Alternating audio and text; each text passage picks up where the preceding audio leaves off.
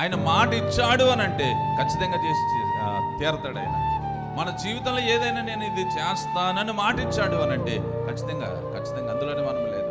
ఈ బైబిల్ గ్రంథంలో రాయబడిన ప్రతి వాగ్దానము అది మనకే, మన పక్కింటి వాళ్ళకి ఎదురింటి వాళ్ళగా అనుకున్నావేమో కాదు, నీకే.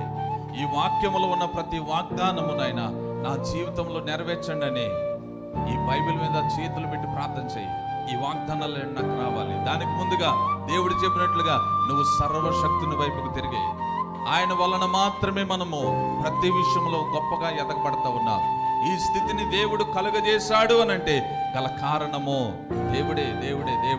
ఈ స్థితిలో మనం ఉన్నామనంటే కారణము సర్వశక్తుడైన దేవుడే. ఈ పరిస్థితుల్లో ఉన్నామనంటే గల కారణము దేవుడే. ఒక ఉన్నతమైన స్థితిలో చాలా మంది లేకుండా ఉన్నారు. వారి పరిస్థితులు చూస్తే అధ్వానంగా మారిపోతూ ఉన్నాయి. పరిస్థితులన్నీ అతలకుతలమైపోతూ ఉన్నాయి. గమనించండి, దేవుని మహాకృప. మనం ఈ స్థితిలో ఉన్నాము, అది కేవలము దేవుడు మన ఎడల చూపుతున్న మహోన్నతమైన కృప.